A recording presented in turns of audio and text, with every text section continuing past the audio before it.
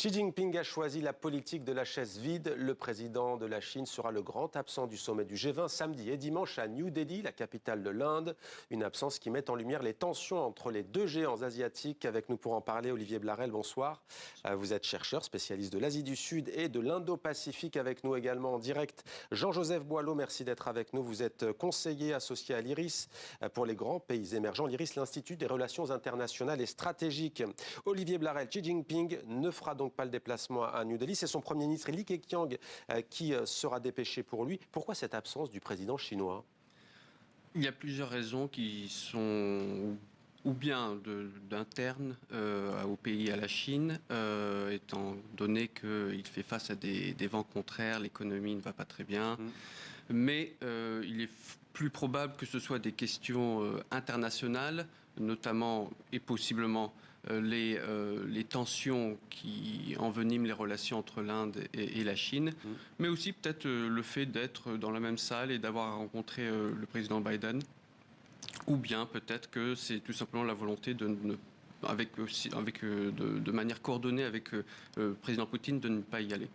Jean-Olivier Boileau, peut-être la même question pour vous. Quelle lecture faites-vous de ce choix, on imagine savamment réfléchi, du président chinois de ne pas se déplacer? Je ne suis pas dans la tête de Xi Jinping. Par contre, je peux me mettre dans la tête de Narendra Modi. C'est un camouflet important parce que, évidemment, ce sommet déjà se présente pas très bien parce qu'il y a eu beaucoup de réunions qui se sont traduites par des désaccords et l'absence de déclaration commune. Or, le principe même du G20 est d'essayer de mettre les différences de côté et de se rassembler autour d'un certain nombre de points communs. Donc il y a eu quand même deux commissions très très importantes qui se sont traduites par un échec. Je pense que quand même, c'est une intuition. Xi Jinping ne vient pas à Delhi pour un ensemble de raisons. Pour bien connaître la mentalité chinoise, elle est systémique. Et donc il y a eu effectivement, on a bien pesé le pour et le contre, mais il n'y a pas, je pense, une seule raison qui a joué. Mais la principale, selon vous? Non, il y a trois raisons, et ça suffit déjà pour faire un trépied solide. La première raison, c'est effectivement la relation avec l'Inde, qui est exécrable depuis 3-4 ans. La deuxième, et aucun signe de la part de l'Inde d'ouvrir une brèche. La deuxième raison, c'est la question de la guerre russo-ukrainienne, car le dernier sommet, vous avez vu, s'était terminé par l'absence d'accord à cause précisément de la guerre russo-ukrainienne. Et là, la présidence indienne n'a pas réussi à trouver une formule de compromis. Enfin, la troisième raison, c'est moins la question, je pense, du président américain que le fait qu'on n'avance pas aujourd'hui sur deux dossiers majeurs de la réforme des institutions internationales dans le domaine économique et qui était ce pourquoi les BRICS étaient conçus, en particulier la réforme du Fonds monétaire international et deuxièmement la question climatique. Alors Jean-Joseph Boileau nous dit que c'est un camouflet pour Narendra Modi, cette absence de Xi Jinping. Pour autant, est-ce que vous diriez que le fait d'accueillir ce G20 pour l'Inde, c'est tout de même une affirmation importante sur la scène internationale? Bien sûr. Bon, le faire partie du G20 pour l'Inde, c'est un réel tremplin, mais c'est pas là où l'Inde souhaite s'arrêter. Elle aspire à plus. Donc, en effet, le fait que ce ne soit pas un succès, même si ce n'est pas un échec, c'est un camouflet quand même. Faut aussi savoir que Narendra Modi part en campagne. Au printemps prochain, il essaiera d'obtenir un troisième mandat auprès du peuple indien.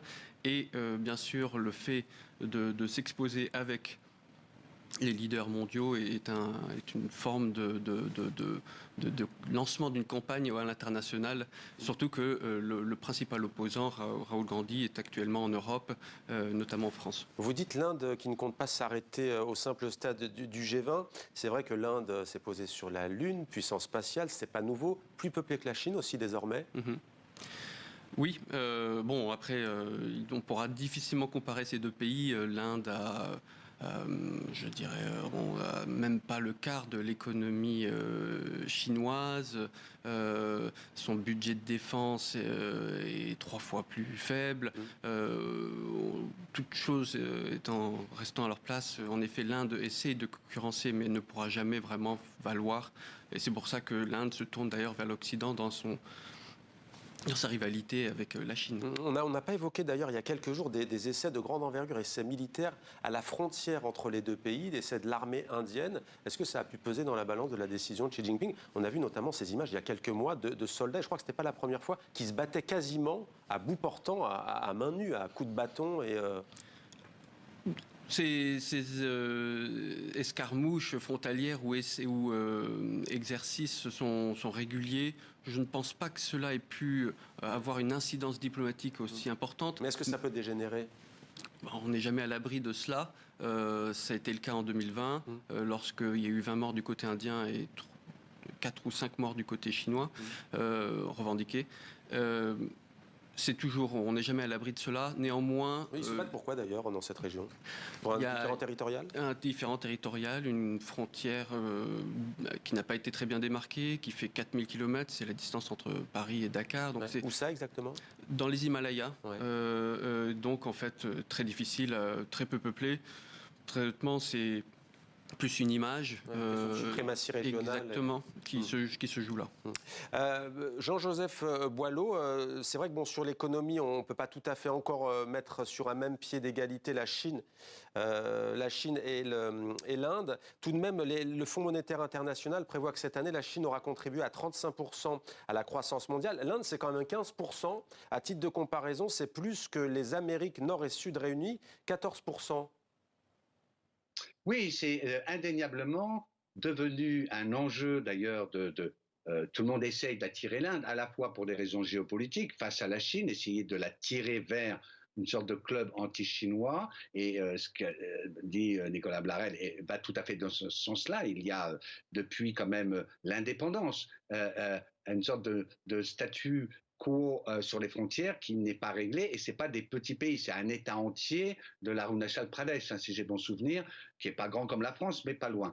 Sur le plan économique, le problème c'est qu'on ne joue plus du tout dans la même cour. Pour bien connaître les deux et y voyager très souvent, vous êtes en gros dans ce qu'était la Chine dans les années 85, et vous êtes en Chine aujourd'hui au niveau européen, voire au-dessus du niveau européen. Donc la Chine est un pays développé, un pays riche, c'est l'usine du monde. Elle connaît sur le plan économique aujourd'hui le ralentissement normal qui est de sa croissance va retomber d'un trend allez, on avait 10%, puis après 5%, et là aujourd'hui, en gros, c'est du 3%. L'Inde, au contraire, qui est très loin derrière, a effectivement la capacité et le devoir, vous avez signalé que sa population est supérieure maintenant à celle de la Chine, d'avancer, d'aller de l'avant.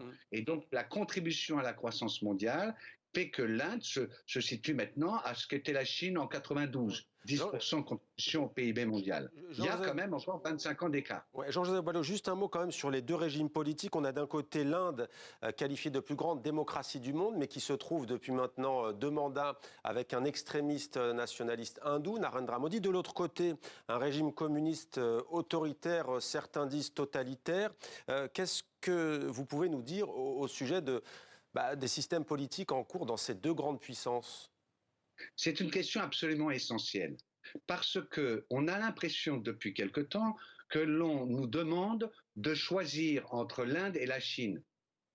Ça pose problème. Il est évident que le régime chinois est un régime autoritaire et qui, vous l'avez tout à fait raison de signaler ce terme, a y compris des facettes totalitaires.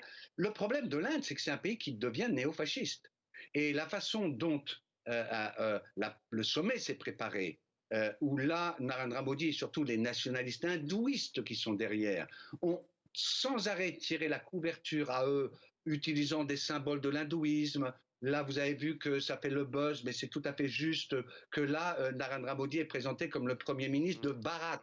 Bharat, c'est l'expression qu'utilisent les nationalistes fondamentalistes pour désigner l'Inde, et qui oppose d'ailleurs le nord de l'Inde, qui est effectivement brahmanique, ce qu'on va appeler comme cela, et le sud de l'Inde. Donc il y a aujourd'hui pour l'Occident, mais aussi pour les pays africains qui nous écoutent, une vraie question qui est d'arrêter de regarder le monde comme étant d'un côté les bons, de l'autre côté les mauvais, les blancs et les noirs. Alors il nous reste nous avons besoin tout simplement d'utiliser à la fois la Chine et l'Inde dans des leviers qui sont nos intérêts, c'est-à-dire la paix mondiale. Alors juste une petite minute pour finir, désolé mais le temps file, Olivier Barrel. Sur Narendra Modi, on l'a entendu, veut changer le nom, carrément le nom du pays pour le transformer en Bharat. Il a déjà changé des noms islamiques datant de l'Empire moghol. Il pourrait aller jusque-là ou c'est la campagne électorale pour battre l'opposition? Oui, voilà, c'est purement électoral, surtout que officiellement dans la Constitution, India et Bharat sont déjà les deux noms officiels du pays, donc il ne change rien, mais il vient soulever ce sujet